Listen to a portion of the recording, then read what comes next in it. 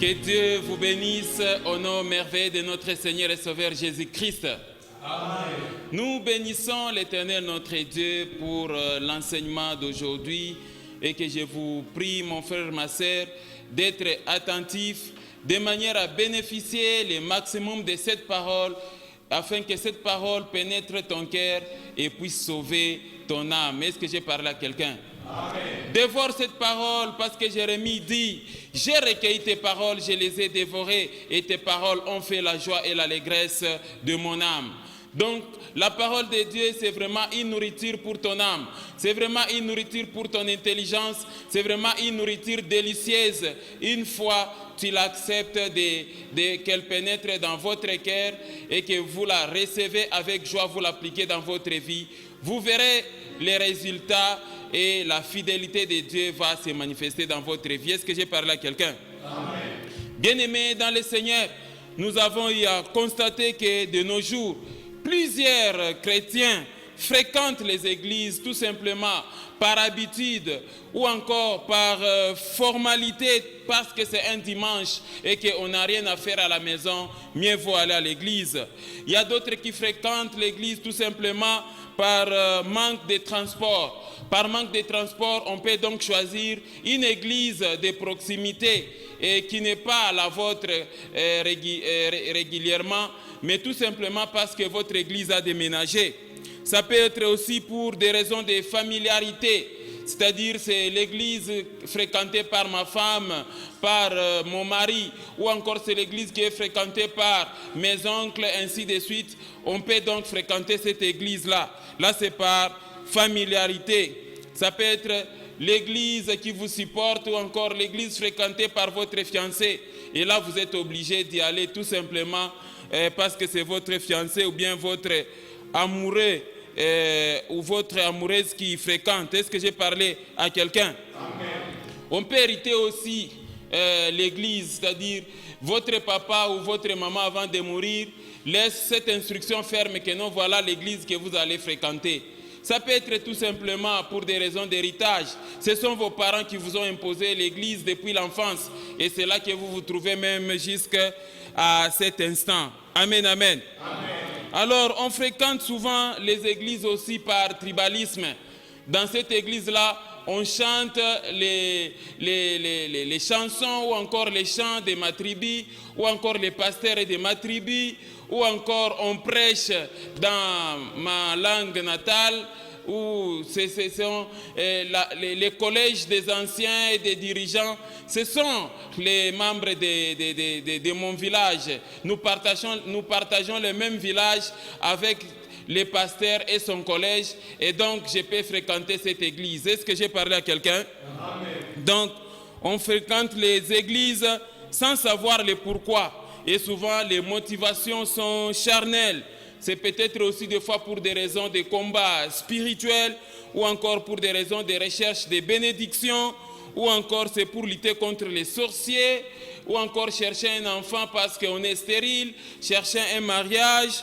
Et donc, il y a beaucoup de raisons qui estiment et qui poussent les individus à fréquenter les églises.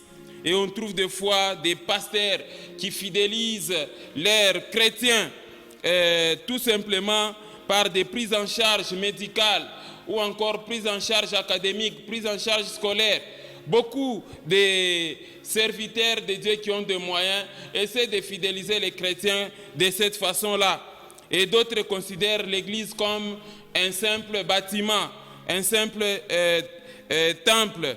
Et il y a aussi des personnes qui sont motivées à fréquenter une église tout simplement à cause du poste qu'il occupe parce qu'il est trésorier. Et si, au cas où il n'est plus trésorier, automatiquement, il est obligé de changer l'église. D'autres sont à la recherche des miracles. D'autres, ce sont des prophéties ou encore les soutiens financiers. Il y a d'autres qui fréquentent l'église pour tout simplement aller tuer ou encore aller faire tomber les pasteurs. Bref, nombreux chrétiens ont une vision étriquée de l'église. Et j'enseignerai prochainement, je vais entrer en détail sur tout ce que je viens de vous parler. Donc vous devez savoir qu'est-ce qui vous motive d'aller à l'église. Est-ce que j'ai parlé à quelqu'un? Lisons un peu Ésaïe chapitre 29, au verset 13, vous allez comprendre quelque chose. Regardez, le Seigneur dit, quand ce peuple s'approche de moi, il m'honore de la bouche et des lèvres, mais son cœur est éloigné de moi, et la crainte qu'il a de moi n'est qu'un précepte de tradition humaine. Amen, amen. Amen. C'est ça le problème de l'être humain. Chacun de nous doit savoir la motivation exacte qui vous amène à fréquenter une église. Il faut s'examiner soi-même pour savoir quel est le mobile du plus profond de votre cœur qui vous pousse à fréquenter l'église X, l'église Y, l'église Z. Est-ce que j'ai parlé à quelqu'un? Posez-vous la question du plus profond de votre cœur sur le pourquoi d'adhésion à une communauté chrétienne, le pourquoi d'adhésion à telle ou telle autre église. Il faut que la motivation soit basée sur Dieu et sur son Fils Jésus-Christ. Est-ce que j'ai parlé à quelqu'un? Voilà pourquoi aujourd'hui les églises ont perdu leur mission essentielle. Et tout ça, je vais vous enseigner prochainement. Mais aujourd'hui, mon frère, ma sœur, j'ai opté d'enseigner ou de développer, toi et moi, un thème intitulé « L'Église, corps du Christ et ses missions ». L'Église, corps du Christ et ses missions, c'est le thème que nous allons développer, toi et moi, dans cet enseignement, afin que tu saches là où tu fréquentes, quelle est la mission donc de cette église. Est-ce que j'ai parlé à quelqu'un? Même un pasteur, un berger qui se prétend être à la tête d'une église, qui se prétend créer un ministère, doit savoir la mission de l'église, corps du Christ. Est-ce que j'ai parlé à quelqu'un? C'est ça donc l'objectif de cet enseignement, afin que vous sachiez l'objectif même, les missions assignées à l'église. Quand vous allez à l'hôpital, c'est pour se faire soigner. Quand quelqu'un, par exemple, est malade, il ne peut pas aller à un cabinet d'un avocat, mais il doit aller à un cabinet médical. Est-ce que j'ai parlé à quelqu'un? Quand quelqu'un a besoin de payer un habit, il entre dans une boutique d'habillement. Il ne doit pas entrer dans une alimentation. Est-ce que j'ai parlé à quelqu'un? C'est la même chose avec toi, chrétien. Quand tu quittes la maison et que tu vas à l'église, tu dois savoir c'est quoi que tu vas chercher. Est-ce que j'ai parlé à quelqu'un? Voilà, nous voulons conscientiser les chrétiens qu'ils sachent c'est quoi la mission d'une église et que les pasteurs, les hommes de Dieu et ceux-là qui conduisent les églises puissent aussi en savoir quelle est la mission principale de l'église et quelles sont les missions secondaires. Est-ce que j'ai parlé à quelqu'un? Alors notre enseignement est subdivisé en deux parties. Nous aurons donc deux parties essentielles dans cet enseignement. Dans la première partie, nous allons voir la définition du concept Église. Et dans la deuxième partie, nous allons voir les différentes missions de l'Église, corps du Christ. Est-ce que j'ai parlé à quelqu'un? Voilà, mon frère, ma sœur, c'est mieux que vous puissiez donc comprendre toutes ces choses. Parce que être chrétien, être membre du corps de Christ, c'est que tu as un rôle à jouer. Amen, amen. Commençons avec notre première partie de l'enseignement. Et notre première partie de l'enseignement est intitulée « Définition du concept Église ». Puisque nous venons de commencer une nouvelle série des enseignements, alors de temps à autre, on va beaucoup parler sur l'Église et on y reviendra de temps en temps pour vous rappeler la définition du concept Église. Amen, amen. Alors, que signifie Église? Église, ça signifie quoi, mon frère, ma sœur? J'aimerais que tu puisses bien comprendre l'Église, c'est quoi? Et étymologiquement parlant, quand on parle de l'Église, le mot Église vient du latin ecclesia et ici du grec ancien ecclesia et qui signifie assemblée, appeler ou encore convoquer. Amen, amen. C'est ça la signification donc du mot Église. Donc le mot Église, au sens même littéral du terme, désigne l'assemblée du peuple convoqué pour un but bien défini. C'est ça donc la définition du concept Église au sens littéral. L'Église, c'est l'assemblée du peuple convoqué pour un but bien précis, pour un but bien défini. Voilà comment on a défini l'Église. Ça peut être pour des raisons sportives, ça peut être pour des raisons théâtrales, ça peut être pour des raisons estudiantines ou encore pour des raisons politiques. On appelait ça Église. Est-ce que j'ai parlé à quelqu'un? Donc, ce qu'il faut comprendre, mon frère, ma sœur, c'est que dans l'ancien temps, toute réunion ou encore tout rassemblement d'un groupe de personnes pour n'importe quelle raison, dans une salle ou encore en plein air et sur l'espace public, c'était appelé Église. Donc c'était un rassemblement de fidèles unis dans une communion particulière. Ça pouvait être pour des raisons religieuses, ça pouvait être un meeting tout simplement, un théâtre ou encore le football ou encore pour des raisons scientifiques. Voilà ce qu'on appelait Église du point de vue étymologique. Est-ce que j'ai parlé à quelqu'un? Alors, de nos jours, ou voire même au sens spirituel, quand on parle du mot Église, quelle est la définition actuelle du concept Église? Actuellement, quand on parle de l'Église, l'Église signifie tout simplement les peuples que Dieu convoque et rassemble de tous les confins de la terre, de toute race, de toute langue et de toute tribu pour constituer l'assemblée de ceux qui, par la foi en Dieu, la foi en Jésus-Christ et par le baptême, deviennent fils de Dieu, membres du corps de Christ et temple du Saint-Esprit. Amen, amen. Est-ce que quelqu'un a compris la définition? Elle est très claire quand on prend le concept église au sens littéral, c'est n'importe quel rassemblement. Mais quand on est du point de vue spirituel, il faut comprendre ça comme des appelés de Dieu, des gens que Dieu a appelés, quelle que soit votre tribu, quelle que soit votre race, pour appartenir à Dieu, vous qui croyez en Dieu et qui croyez en notre Seigneur et Sauveur Jésus-Christ. Est-ce que j'ai parlé à quelqu'un? Amen. Lisons Apocalypse chapitre 5, les versets 9 à 10. Vous allez comprendre quelque chose là-bas. Regardez. Et il chantait un cantique nouveau en disant: tu es digne de prendre les livres et d'en ouvrir le sceau, car tu as été immolé et tu as racheté pour Dieu par ton sang des hommes de toute tribu, de toute langue, de tout peuple et de toute nation. Le verset 10 dit ceci: tu as fait d'eux un royaume et des sacrificateurs pour notre Dieu, et ils régneront sur la terre. Amen, amen. Amen. Alors, Jésus-Christ nous a rachetés et Jésus-Christ a fait de nous la race des sacrificateurs. Il n'y a pas seulement une catégorie. Voilà pourquoi j'ai toujours exhorté à tous les serviteurs de Dieu, les pasteurs, les apôtres et les autres, tous les chrétiens qui entrent dans votre église portent déjà le statut des sacrificateurs. Yes.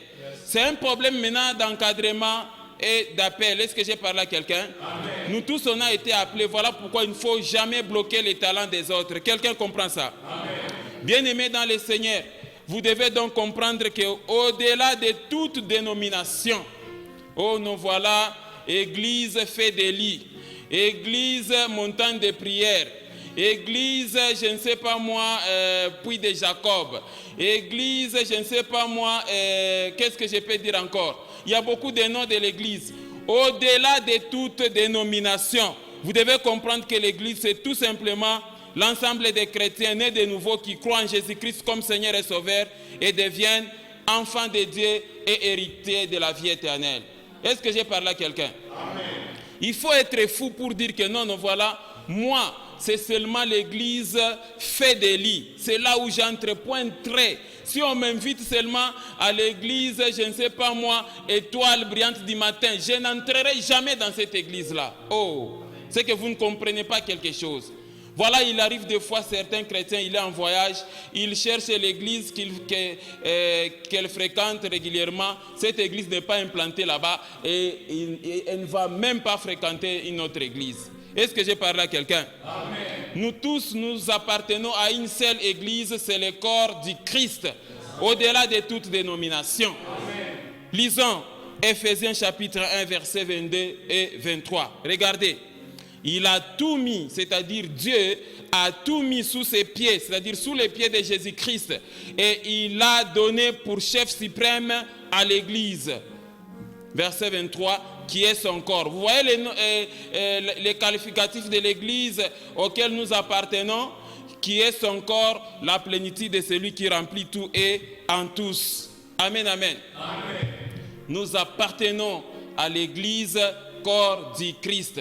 Que vous fassiez partie, je ne sais pas moi, de telle ou telle autre religion, de tel ou tel nom de l'Église. Du moment où Jésus-Christ est le centre de la doctrine, sachez que notre Église est universelle et s'appelle comment? Corps du Christ. Est-ce que j'ai parlé à quelqu'un? Amen. Alors mes frères et sœurs, n'hésitez pas.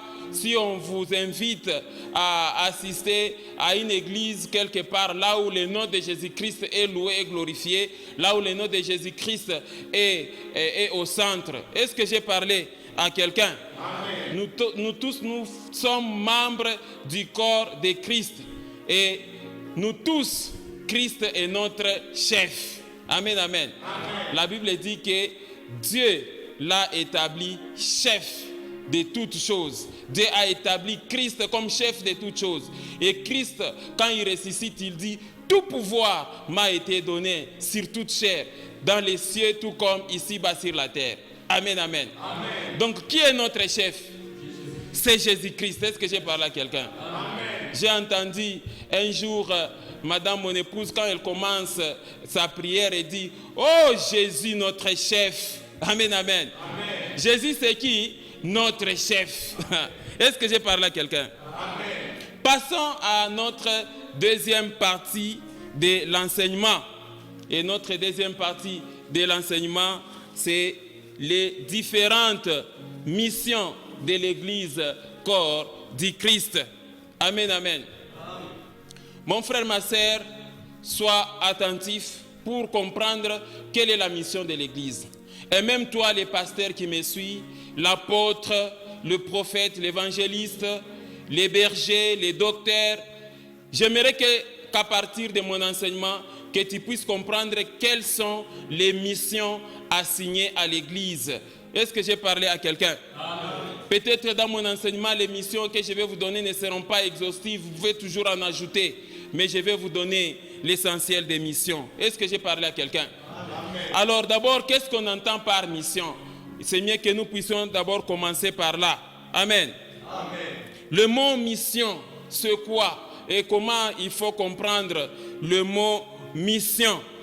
Le mot mission vient du latin missio ou encore mytho en grec, qui signifie une tâche que l'on confie à une personne, une charge dont l'on l'investit temporairement en lui donnant qualité ou autorité pour s'en acquitter. J'insiste sur temporairement. Que signifie encore mission? Mission signifie une charge de propager une religion, prédication et œuvre accomplie à cet effet. Mission signifie une charge donnée à quelqu'un d'aller accomplir quelque chose ou encore de faire quelque chose. Mission, ça signifie tout simplement envoyer, être envoyé. Est-ce que je parle à quelqu'un? Donc, quand on parle de quelqu'un qui est en mission, c'est tout simplement une personne qui a été envoyée. Amen, amen. Vous devez donc comprendre quelle est la mission de l'Église. Et la mission a été donnée par Jésus-Christ lui-même, parce que Jésus-Christ est le chef de l'Église.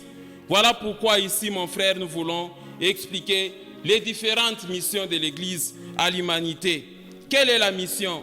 Quelle est la charge que Christ, notre chef, a confiée à l'Église? Et c'est comme ça, j'insiste encore, avant d'être serviteur de Dieu, avant de prétendre être à la tête de l'Église, vous devez connaître à fond les missions assignées à l'Église. Est-ce que j'ai parlé à quelqu'un? Alors, l'illustration de la mission standard de l'Église peut être exemplifiée dans les livres des 2 Chroniques. Lisons un peu 2 Chroniques, chapitre 36, versets 11 à 16. Regardez, Sédécias avait 21 ans lorsqu'il devint roi. Oh là là, il était trop jeune en tant que roi. Et il régna 11 ans à Jérusalem. Verset 12. Il fit ce qui est mal aux yeux de l'Éternel. Ça, c'est l'inconvénient de l'adolescence à la royauté. Est-ce que j'ai parlé à quelqu'un? Il fit ce qui est mal aux yeux de l'Éternel, son Dieu. Et il ne s'humilia point devant Jérémie, le prophète, qui lui parlait de la part de Dieu. Verset 13. Il se révolta même contre le roi Nabuchodonosor, qui l'avait fait jurer par le nom de Dieu.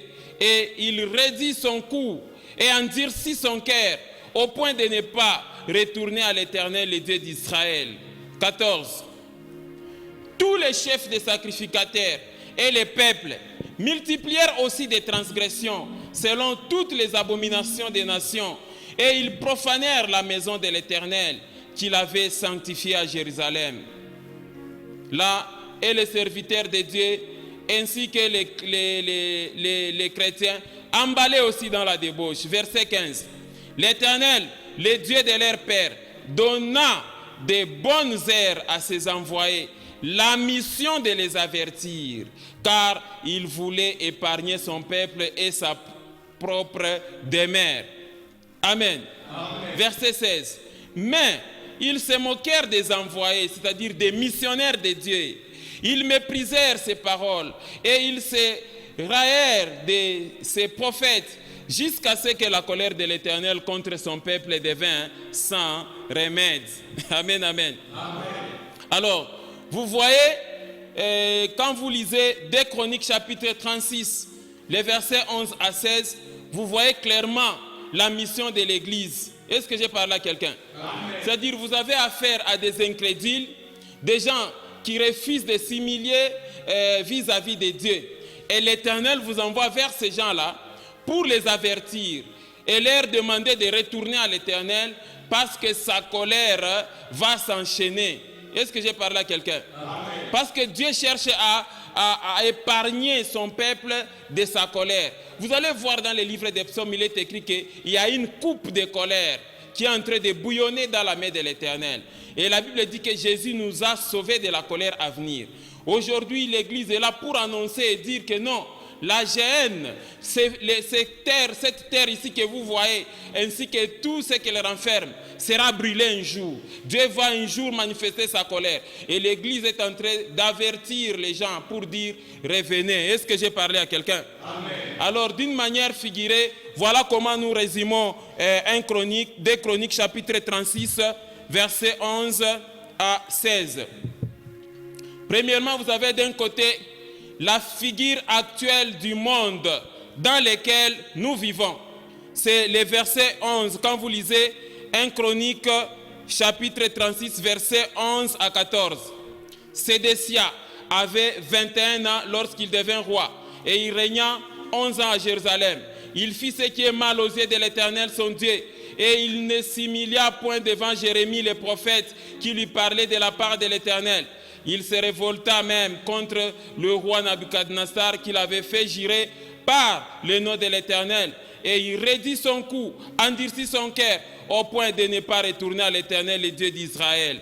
Amen. Amen. Si vous allez jusqu'au verset 14, c'est là où vous voyez tout ça. La Bible dit que même les peuples aussi, tous les peuples aussi, c'est ce que dit le verset 14, tous les chefs des sacrificateurs. Amen, amen. Amen. Et les peuples multiplièrent aussi les transgressions selon toutes les abominations des nations et ils profanèrent la maison de l'Éternel. Alors vous voyez la figure du monde actuel. La figure actuelle du monde dans lequel nous vivons, c'est faire le mal, c'est-à-dire commettre les péchés, le manque d'humilité vis-à-vis de Dieu, moquerie et méprisance de la parole de Dieu, incrédulité et endurcissement du cœur. Est-ce que j'ai parlé à quelqu'un? Alors, quelle est la deuxième figure? La deuxième figure, c'est la figure actuelle de l'Église. Regardez la figure actuelle de l'Église. En 2 Chroniques, chapitre 36, verset 14.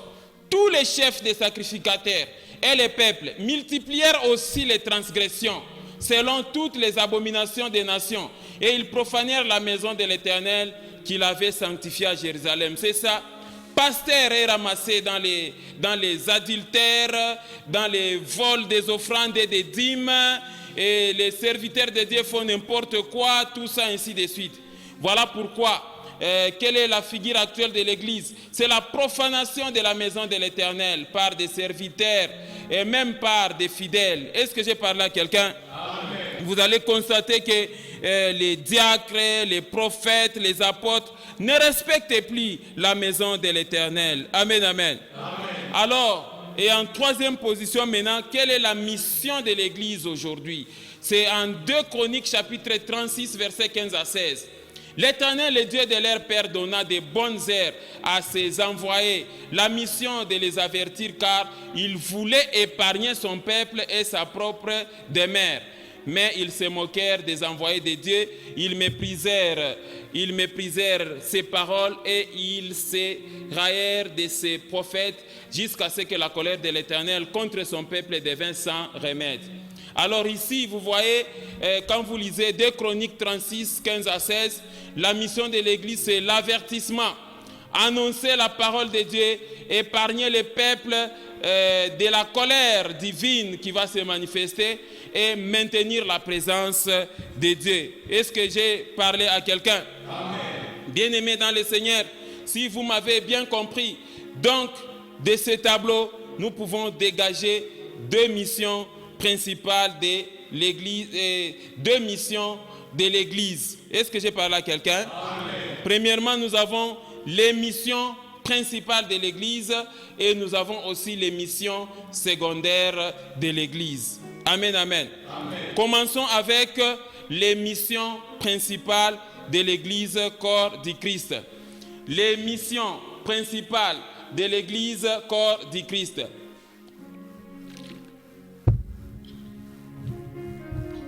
Amen. Amen.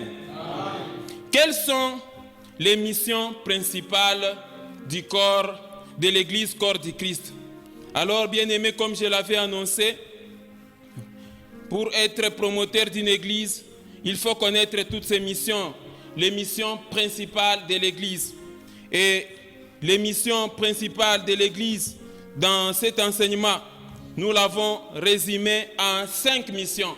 L'Église a 5 missions principales, dont la première est la suivante.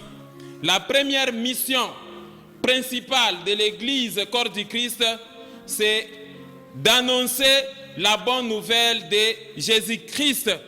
Et ça constitue même la réconciliation de l'homme avec son Dieu.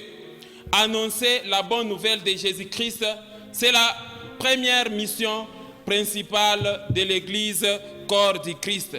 Amen, amen. Amen.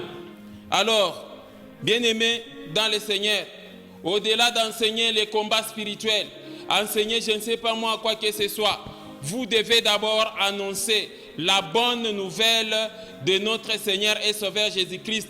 C'est ça le message qui doit être au centre. Pourquoi? Parce que c'est Jésus-Christ qui sauve. C'est Jésus-Christ qui est là, qui est venu nous réconcilier avec Dieu. La parole de Dieu dit que nous étions des enfants de colère comme les autres. Mais Christ est venu pour nous réconcilier avec Dieu, pour mettre le pont, pour construire les ponts qui étaient détruits par nos ancêtres. Est-ce que j'ai parlé à quelqu'un?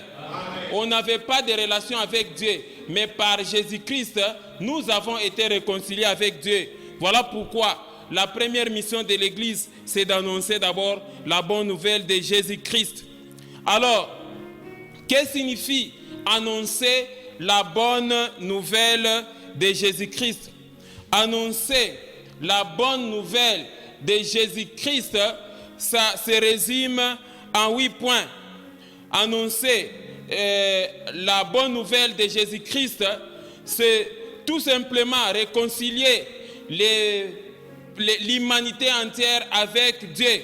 Et cela se résume en 8 éléments suivants. Premièrement, annoncer les Écritures et les prophéties concernant la venue de Jésus-Christ. C'est ça, annoncer la bonne nouvelle. Deuxièmement, ça signifie annoncer et prêcher la naissance de Jésus-Christ. 3. Annoncer et prêcher la mission de Jésus-Christ sur terre ainsi que l'exercice de son ministère. 4. Ça signifie annoncer la crucifixion de Jésus-Christ, c'est-à-dire sa mort. 5. Annoncer et prêcher la résurrection de Jésus-Christ. 6. Annoncer et prêcher l'ascension de Jésus-Christ. 7. Annoncer les promesses de Jésus-Christ en rapport avec le Saint-Esprit et la délivrance. Et enfin 8. Annoncer et prêcher l'espérance, c'est-à-dire le retour de Jésus-Christ, l'enlèvement ou le rassemblement de l'Église pour la vie éternelle. Amen, amen. Amen.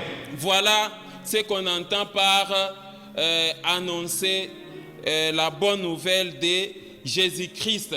C'est ça la mission principale de l'Église.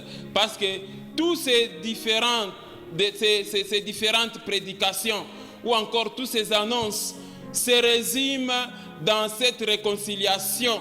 Réconcilier le monde avec son Dieu. Est-ce que j'ai parlé à quelqu'un? Amen. Les avertir que Dieu va enchaîner sa colère, que le temps de la fin, la fin du monde s'approche, la fin de toutes choses s'approche. Il est grand temps que vous reveniez à l'Éternel, votre Dieu. Est-ce que j'ai parlé à quelqu'un? Amen. C'est ça. la mission de l'Église, c'est le salut des âmes. C'est ça la mission principale. Lisons Marc chapitre 16, versets 15 à 16. C'est très clair, Jésus-Christ donne toutes ses instructions avant son enlèvement au ciel. Amen, amen. Amen. Je disais qu'on est encore où? Marc chapitre 16, versets 15 à 16. La Bible dit ceci. C'était à la montagne, sur la montagne des Oliviers avant son ascension. Jésus dit ceci à ses disciples. Puis il leur dit, allez par tout le monde et prêchez la bonne nouvelle à toute la création. Verset 16. Celui qui croira et qui sera baptisé sera sauvé, mais celui qui ne croira pas sera condamné. Quelqu'un a vu ces passages? Amen. Donc, prêchez la bonne nouvelle de Jésus-Christ, prêchez la repentance. C'est tous les différents thèmes dont je vous ai énumérés dans le 8 points. Et c'est ce qui constitue la première mission de l'Église. Est-ce que j'ai parlé à quelqu'un? Amen. On peut lire aussi les livres de Luc chapitre 2, versets 9 à 14. Vous allez comprendre quelque chose. Mais l'ange leur dit, Amen. Amen. Et voici, un ange du Seigneur leur apparut. Et la gloire du Seigneur resplendit autour d'eux. Là, le contexte, s'il faut le comprendre, c'est les mages qui cherchaient où était né le petit enfant, où était né Jésus-Christ. Et le verset 9 dit, et voici un ange du Seigneur leur apparut. Et la gloire du Seigneur resplendit autour d'eux. Ils furent saisis d'une grande frayeur. Verset 10. Mais l'ange leur dit, ne craignez point, car je vous annonce une bonne nouvelle, qui sera pour tous les peuples. Qui sera pour tous les peuples. Amen, amen. Amen. Mais je vous annonce une bonne nouvelle, qui sera pour tous les peuples le sujet d'une grande joie. Verset 11. C'est aujourd'hui, dans la ville de David, il vous est né un sauveur qui est le Christ, le Seigneur. Verset 12. Et voici à quel signe vous le reconnaîtrez. Vous trouverez un enfant emmailloté et couché dans une crèche. Verset 13. Et soudain, il se joignit à l'ange une multitude de l'armée céleste, louant Dieu et disant, verset 14, gloire à Dieu dans les lieux très hauts et paix sur la terre parmi les hommes qui l'agréent. Amen, amen. Amen. Quelqu'un a vu la bonne nouvelle, et la bonne nouvelle dont il est question ici, c'est les nouvelles concernant Jésus-Christ. Est-ce que j'ai parlé à quelqu'un? Amen. Lisons aussi Matthieu 24, verset 14. Vous allez comprendre quelque chose là-bas. Regardez, cette bonne nouvelle du royaume sera prêchée dans le monde entier pour servir de témoignage à toutes les nations. Alors viendra la fin. Amen. Amen. C'est ça la bonne nouvelle du royaume qu'il faut prêcher. Jean 3,16 dit, car Dieu a tant aimé le monde qu'il a donné son Fils unique, afin que quiconque croit en lui ne périsse point, mais qu'il ait la vie éternelle. C'est ça, c'est la bonne nouvelle. Quand Jésus-Christ ouvre les rouleaux, il dit, l'Esprit du Seigneur est sur moi. Il m'a oint pour annoncer la bonne nouvelle, pour libérer les captifs, pour donner la guérison, pour annoncer une année de grâce de l'Éternel. C'est ça la bonne nouvelle. Est-ce que j'ai parlé à quelqu'un? Amen. Alors, mon frère, ma sœur, écoute-moi très bien. Il ne faudrait pas qu'il y ait de confusion dans l'Église. Annoncer, par exemple, et prêcher l'exemple de la vie de Samson. Et vous expliquer comment Samson est né, comment il tirait sa force physique dans les cheveux et que sa maman ne devait pas boire, tout ça ainsi de suite. Commencer à expliquer par exemple la trahison que Samson a connue avec la femme là, Dalila, et expliquer sa mort. Ça, ce n'est pas la bonne nouvelle. Quelqu'un comprend ça? Ça, ce sont les instructions de la parole de Dieu. Et la Bible est très claire que tout ce qui a été écrit d'avance cela était pour notre instruction. Est-ce que j'ai parlé à quelqu'un? C'est ça. Il existe beaucoup de thèmes dans la parole de Dieu. Il y a beaucoup de thèmes. Il y a les sujets principaux, les thèmes par exemple concernant la vie de Jacob ou encore la sortie des enfants d'Israël de l'Égypte vers la terre promise, comment Élie a fait descendre les fées, tout ça, l'histoire de Naboth, tout ça ainsi de suite. C'est de la parole de Dieu. Quelqu'un comprend ça? Amen. Mais la Bible est très claire. Ces choses ont été écrites pour notre instruction. Parler de la bonne nouvelle proprement dite, c'est parler de Jésus-Christ, notre Seigneur et Sauveur. Quelqu'un comprend ça? Jésus-Christ, c'est lui le sujet de la Bible. Est-ce que j'ai parlé à quelqu'un? Il y a beaucoup de sujets dans la Bible, mais de Genèse à Apocalypse, le sujet principal c'est qui? C'est Jésus-Christ. N'est-il pas écrit que Jésus-Christ est le chemin, la vérité et la vie? Jésus-Christ est la parole faite chair. Est-ce que j'ai parlé à quelqu'un? Donc, vous pouvez enseigner Élie dans l'église, vous pouvez enseigner Moïse, vous pouvez enseigner Jacob, vous pouvez enseigner beaucoup de choses. Il n'y a pas de problème, c'est pour nous donner les instructions. Mais parler de la bonne nouvelle, c'est les 8 points là dont je vous ai parlé. Est-ce que j'ai parlé à quelqu'un? Alors, passons rapidement à la deuxième mission principale de l'église. Amen. Quelle est la deuxième mission principale de l'église? C'est aller faire de toutes les nations les disciples de Jésus-Christ. Amen, amen. C'est la deuxième mission principale. Et ici, cette mission est donnée par Jésus-Christ à ses disciples toujours lors de l'ascension. Est-ce que j'ai parlé à quelqu'un? Ici, j'insiste beaucoup, mon frère, ma sœur, par rapport aux thématiques. Je ne vous interdis pas d'enseigner autre chose dans vos églises. Dieu peut vous inspirer de parler des choses de l'Ancien Testament, de parler des choses dans le Nouveau Testament. Vous pouvez enseigner, par exemple, pour ce qui concerne la vie de Paul. Vous pouvez enseigner tout ça. Mais nous voulons que l'Église puisse mettre l'emphase sur la repentance et l'arrivée de notre Seigneur et Sauveur Jésus-Christ et le salut de nos âmes. Est-ce que j'ai parlé à quelqu'un? Mais de nos jours, les églises, c'est combat spirituel sur combat. Enseigner la sorcellerie du matin jusqu'au soir. Chaque dimanche, on ne fait qu'enseigner la sorcellerie et les sorciers dans vos églises. Non, non, non, non. Il faut doser ça. Est-ce que j'ai parlé à quelqu'un? Donc, ici, regardez la deuxième mission. Allez faire de toutes les nations les disciples de Jésus-Christ.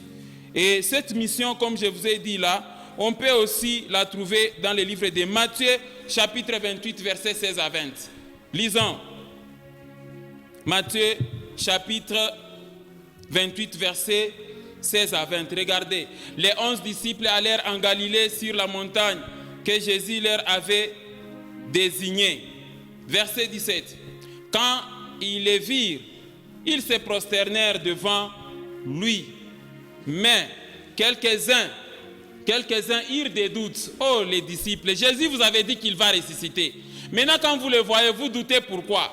Regardez le verset 18. Jésus s'étant approché, leur parla ainsi. Tout pouvoir m'a été donné dans le ciel et sur la terre. Regardez le verset 19 qui détermine la mission.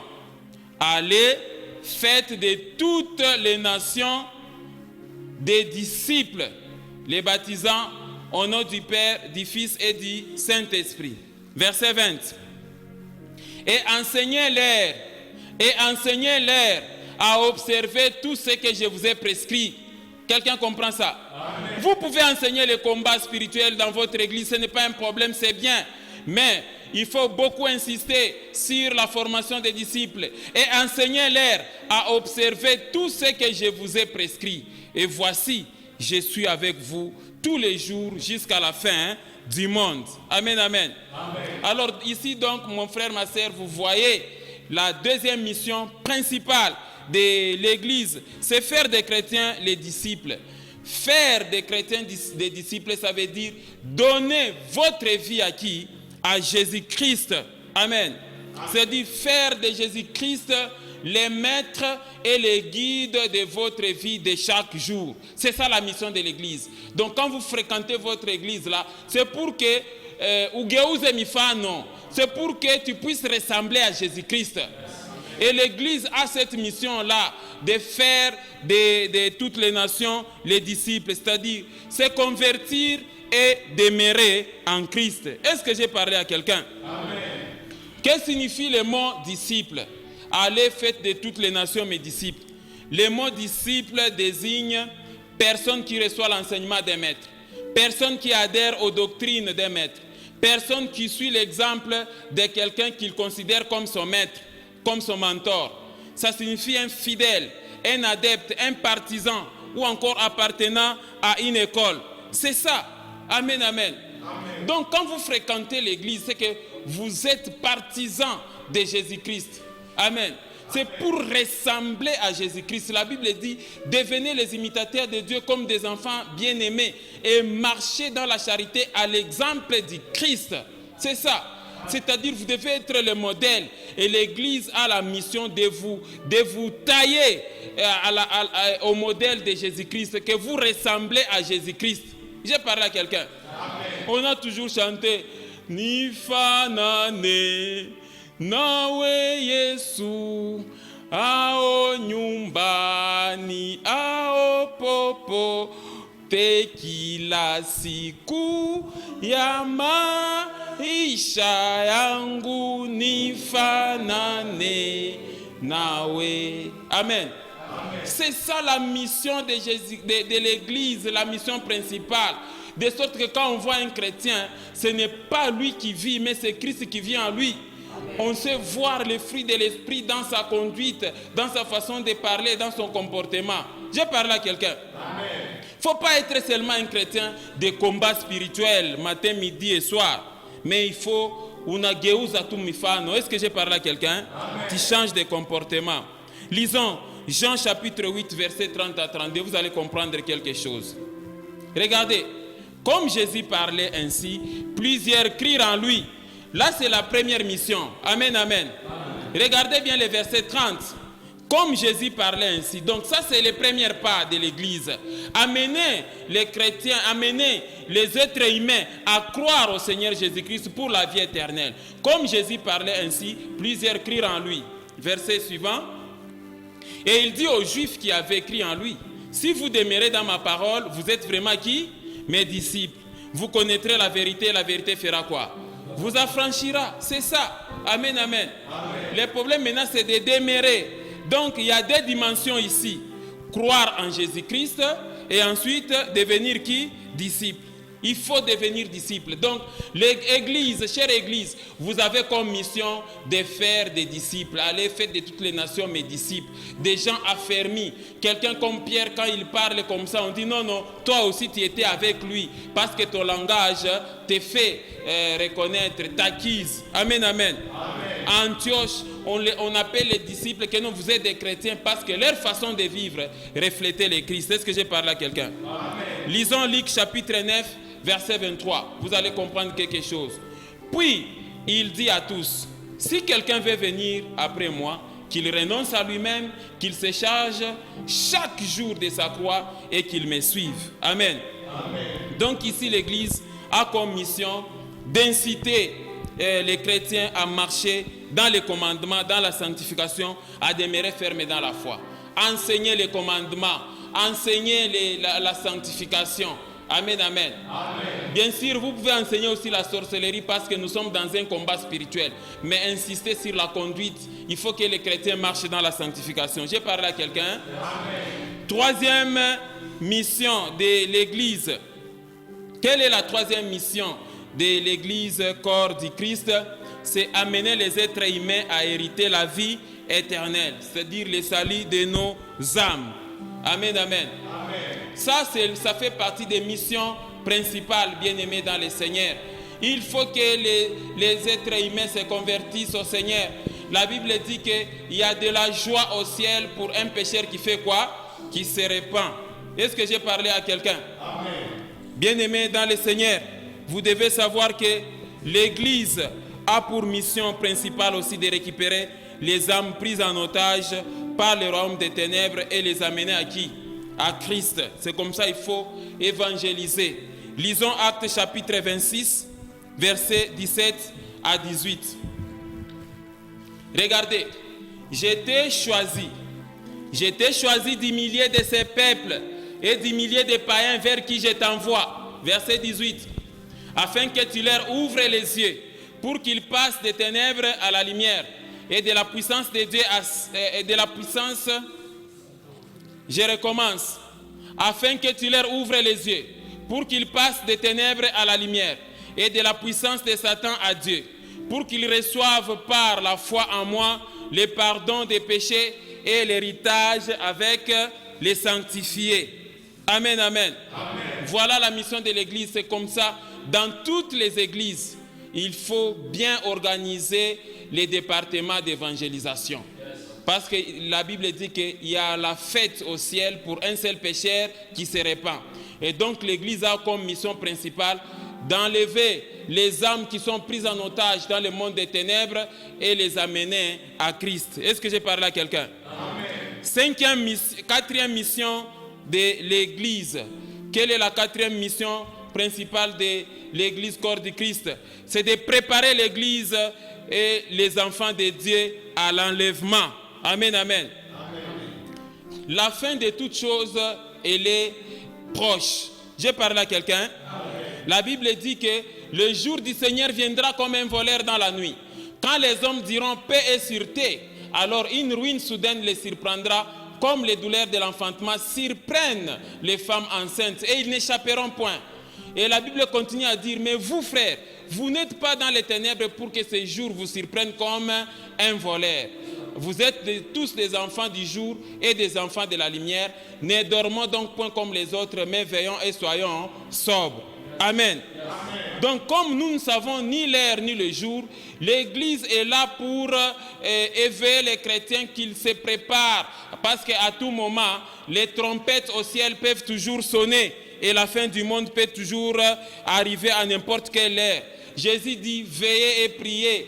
Et il dit même, quand le Fils de l'homme viendra, trouvera-t-il la foi? La chaleur de la foi, on la trouve dans l'Église. Est-ce que j'ai parlé à quelqu'un? C'est comme ça que la mission principale de l'Église, c'est de préparer les enfants de Dieu à quoi? À l'enlèvement. Lisons Hébreux chapitre 10, versets 23 à 25. Vous allez comprendre quelque chose. Est-ce que j'ai parlé à quelqu'un? Regardez. Retenons fermement la profession de notre espérance, car celui qui a fait la promesse est comment? Fidèle. Verset 24. Veillons les uns sur les autres pour nous exciter à la charité et aux bonnes mœurs. Verset 25. N'abandonnons pas notre assemblée, c'est-à-dire n'abandonnons pas notre église, comme c'est la coutume de quelques-uns, mais exhortons-nous réciproquement, et cela d'autant plus que vous voyez s'approcher les jours. Est-ce que j'ai parlé à quelqu'un? C'est la quatrième mission de l'Église, préparer les enfants de Dieu à l'enlèvement. Cinquième mission de l'Église, cinquième mission principale, c'est apprendre les chrétiens à bien adorer et louer le vrai Dieu. Amen, amen. Oui, l'Église a aussi pour mission d'apprendre les chrétiens à adorer le vrai Dieu, à glorifier Dieu et louer Dieu. L'adoration donc, ça signifie adorer Dieu par les actes, adorer Dieu par la conduite, adorer Dieu par les dîmes et les offrandes. L'adoration, c'est toute une vie. Est-ce que j'ai parlé à quelqu'un? Toute notre vie doit être une adoration. Et Dieu aime bien l'adoration par la conduite. Amen, amen. Amen. Et l'adoration par les paroles, ça vient après. Oh Éternel, tu es merveilleux, c'est toi le Créateur, tu es le Saint des Saints. Bien sûr, il n'y a pas de problème, mais dans ta conduite là, dans ta vie secrète là, c'est là où Dieu a besoin de l'adoration. Est-ce que j'ai parlé à quelqu'un? C'est pour amener les êtres humains à ne pas adorer les diables. Quelqu'un comprend ça? Il y a des gens qui adorent les diables. Voilà pourquoi l'Église a comme mission d'amener les gens à adorer le vrai Dieu. Lisons Jean chapitre 4, versets 22 à 24. Regardez, vous adorez ce que vous ne connaissez pas. Nous adorons ce que nous connaissons, car le salut vient des Juifs. Verset 23. Mais l'heure vient, et elle est déjà venue, où les vrais adorateurs adoreront le Père en esprit et en vérité, car ce sont là les adorateurs que le Père demande. Dieu est esprit, et il faut que ceux qui l'adorent comment? En esprit et en vérité. Amen, amen. Amen. Voilà, mes frères et sœurs, les missions, les 5 missions principales de l'Église. La liste n'est pas exhaustive, vous pouvez toujours en ajouter. Mais terminons rapidement avec les missions secondaires de l'Église. Quelles sont les missions secondaires de l'Église corps du Christ? Amen. L'Église, en plus des missions principales expliquées si haut, a des missions aussi secondaires. Quelles sont les missions secondaires de l'Église? Premièrement, la première mission secondaire de l'Église corps du Christ, c'est la délivrance spirituelle des êtres humains. La délivrance spirituelle, ça signifie quoi quand on parle de la délivrance spirituelle? Dans ce cas ici, mon frère, ma sœur, l'Église est considérée comme un hôpital. Amen, amen. Elle reçoit beaucoup de cas, l'Église ici que vous voyez. C'est-à-dire, elle reçoit des hommes et des êtres humains qui sont dans les blocages spirituels, dans les liens, qui sont dans les prisons et les chaînes du royaume des ténèbres. Des cas attaqués par des sorciers, la sorcellerie, des humains qui ont touché aux fétiches et qui cherchent à s'en débarrasser. L'Église reçoit donc elle reçoit des cas pareils. Des gens qui sont poursuivis par des démons et d'autres connaissent des fois des cauchemars. L'Église a toujours connu souvent des situations là où un être humain s'amène pour dire que non, il est fouetté toute la nuit. Il est attaqué par des serpents, il tombe dans un trou qui n'a pas de limite, il est poursuivi par les chiens, et lui il rêve toujours au cimetière, il rêve en train de fêter et il se réveille chaque matin rassasié. Amen, amen. Amen. Beaucoup de cas comme ça. Et il a des rêves bizarres, des rêves de cimetières, des terreurs nocturnes, des terreurs de la nuit, des poursuites et des réclamations. Il y a beaucoup donc de cas comme ça. Alors, ici, l'Église aussi a comme mission la délivrance spirituelle des êtres humains. Est-ce que quelqu'un comprend ça? Amen. Lisons Luc chapitre 13, versets 10 à 17, vous allez comprendre quelque chose. Jésus enseignait dans une des synagogues les jours du sabbat. Quelqu'un a vu le passage 11. Et voici, il y avait là une femme possédée d'un esprit qui la rendait infirme depuis 18 ans, donc prise en otage par les démons. Elle était courbée et ne pouvait pas du tout se redresser. 12. Lorsqu'il la vit, Jésus lui adressa la parole et lui dit, « Femme, tu es délivrée de ton infirmité. » 13. Et il lui imposa les mains. À l'instant, elle se redressa et glorifia Dieu. 14. Mais les chefs de la synagogue, indignés de ce que Jésus avait opéré, cette guérison, un jour de sabbat, dit à la foule, il y a 6 jours pour travailler. Venez donc vous faire guérir ces jours-là et non pas les jours du sabbat. 15. Et cette femme qui est une fille d'Abraham, verset 15. Verset 15, la Bible dit ceci. Hypocrite, lui répondit le Seigneur, est-ce que chacun de vous, le jour du sabbat, ne détache pas de la crèche son bœuf ou son âne pour les mener boire? Verset 16. Et cette femme qui est une fille d'Abraham et que Satan tenait liée depuis 18 ans, ne fallait-il pas la délivrer de cette chaîne le jour du sabbat? Verset 17. Tandis qu'il parlait ainsi, tous ses serviteurs étaient confus et la foule se réjouissait de toutes les choses glorieuses qu'il faisait. Amen, amen. Amen. Quelqu'un a vu la mission? Yes. Donc l'Église a reçu aussi la mission de délivrer les gens. Quelqu'un comprend ça? Amen. De les faire sortir du cachot. Vous devez comprendre, c'est ça, cher pasteur. Voilà pourquoi pasteur, apôtre et tous ceux-là qui travaillent dans les services d'intercession, pour opérer des miracles comme ça, il faut marcher dans la sanctification. Amen. Amen. Lisons aussi Ésaïe 42, versets 6 à 8. Toi, pasteur qui m'entends, lis-moi ça. Moi, l'Éternel, je t'ai appelé pour les salis et je te prendrai par la main. Je te garderai et je t'établirai pour traiter alliance avec les peuples, pour être la lumière des nations. Verset suivant. Pour ouvrir les yeux des aveugles, pour faire sortir des prisons les captifs et de leurs cachots, ceux qui habitent dans les ténèbres. Verset 8. Je suis l'Éternel, c'est là mon nom, et je ne donnerai pas ma gloire à un autre, ni mon honneur aux idoles. Quelqu'un a vu la mission de l'Église? Donc l'Église est là aussi pour traiter des cas difficiles, les cas de la sorcellerie, les cas, je ne sais pas moi, de délivrance. Deuxième mission secondaire de l'Église, c'est la guérison des diverses maladies. Amen, amen. Amen. Ici, l'église est comme un hôpital. Il y a des gens qui souffrent des maladies du monde des ténèbres ou de n'importe quelle maladie. Amen, amen, amen. Oui, parce que le Seigneur Jésus a dit, voici les miracles qui accompagneront ceux qui auront cru à mon nom. Ils chasseront les démons, ils parleront de nouvelles langues, ils saisiront les serpents. S'ils boivent quelques breuvages mortels, cela ne leur fera point du mal. Ils imposeront les mains aux malades et les malades seront guéris. Ça fait partie de la mission que Dieu a donnée à l'église. Est-ce que j'ai parlé à quelqu'un? Regardez Matthieu 10, versets 6 à 8, vous allez comprendre quelque chose. Regardez. Matthieu, chapitre 10. Nous lisons les versets. Je disais encore qu'on a où?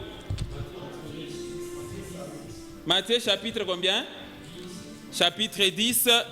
Nous lisons les versets 6 jusqu'au verset 8.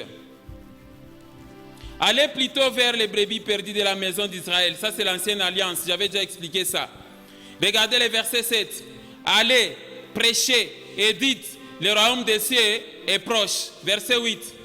Guérissez les malades, ressuscitez les morts, purifiez les lépreux, chassez les démons. Vous avez reçu gratuitement et donné aussi comment? Gratuitement. Toi, les serviteurs de Dieu qui demandent les enveloppes, qui exigent les enveloppes pour la guérison, tu as lu ces passages? Vous avez reçu gratuitement, donné aussi comment? Gratuitement. Amen. Amen. Oui. Et troisième mission secondaire de l'Église, c'est le soutien moral et financier aux nécessités. Amen, amen. Amen. Voilà, ici l'Église a aussi comme mission secondaire d'aider les veuves, les orphelins, les nécessités, les pauvres, les aveugles, les infirmes, les étudiants sans moyens. Ou si quelqu'un est endeuillé, l'Église peut donner sa contribution. Est-ce que j'ai parlé à quelqu'un? Ça fait partie donc du travail aussi de l'Église. C'est comme ça, toi les pasteurs qui confisquent toute la dîme, ainsi que les offrandes, tu rendras compte, parce que la Bible dit, amenez à la maison du trésor les dîmes et les offrandes pour qu'il y ait de la nourriture dans ma maison. C'est-à-dire, le trésor divin là, ça sert aussi à résoudre les problèmes des veuves qui sont dans ton église, les orphelins, quelqu'un qui est malade, tu peux toujours donner quelque chose. Est-ce que j'ai parlé à quelqu'un? La dîme, ce n'est pas l'argent que le pasteur doit bouffer seul, non.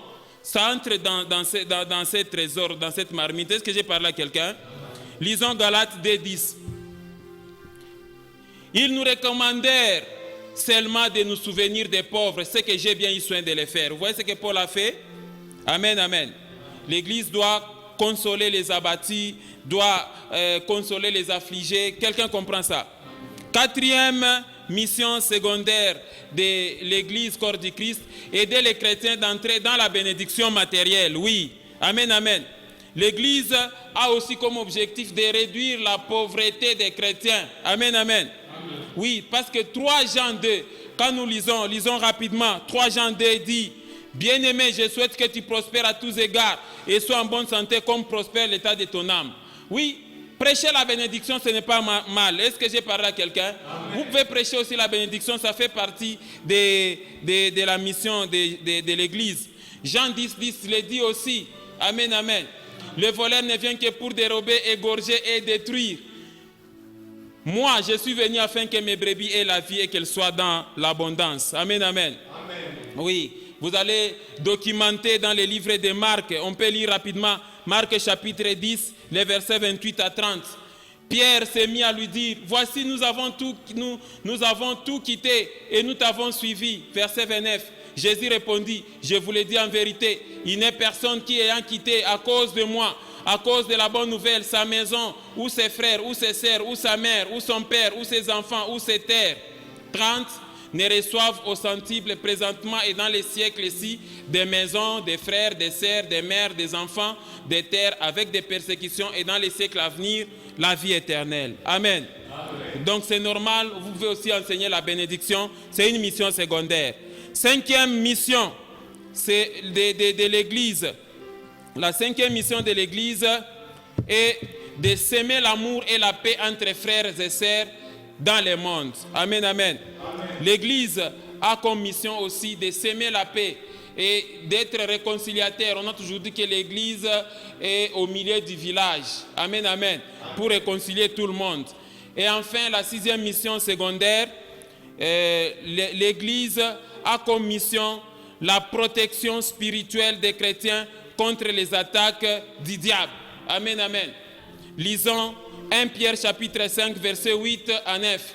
Soyez sobres, veillez. Votre adversaire, le diable, rôde comme un lion, rugissant, cherchant qui il dévorera. Verset 8, 9. Résistez-lui avec une foi ferme, c'est la foi de l'Église, sachant que les mêmes souffrances sont imposées à vos frères dans le monde. Est-ce que j'ai parlé à quelqu'un? Alors, en résumé, qu'est-ce qu'il faut retenir des missions de l'Église? En résumé, mon frère, les missions de l'Église du corps du Christ sont scindées en deux. Il y a les missions principales et les missions secondaires. Quelles sont les missions principales? 1. Annoncer la bonne nouvelle de Jésus-Christ. Aller faire de toutes les nations les disciples de Jésus-Christ. 3. Amener les êtres humains à hériter la vie éternelle, le salut des âmes. 4. Préparer l'Église et les enfants de Dieu à l'enlèvement. 5. Apprendre les chrétiens à bien adorer et louer Dieu. Ce sont là les missions principales de l'Église. Quelles sont les missions secondaires de l'Église corps du Christ? 1. La délivrance spirituelle des êtres humains. 2. La guérison des diverses maladies. 3. Le soutien moral et financier aux nécessités. 4. Aider les chrétiens à entrer dans la bénédiction matérielle. 5. S'aimer l'amour et la paix entre frères et sœurs dans le monde. 6. La protection spirituelle des chrétiens contre les attaques du diable qui rôde comme un lion rugissant, cherchant qui il dévorera. Est-ce que j'ai parlé à quelqu'un? Voilà l'enseignement, mon frère, ma sœur. Que Dieu vous bénisse au nom de notre Seigneur et Sauveur Jésus-Christ. Que Dieu vous bénisse. Voilà la mission de l'Église, corps du Christ dans le monde. Que Dieu vous bénisse.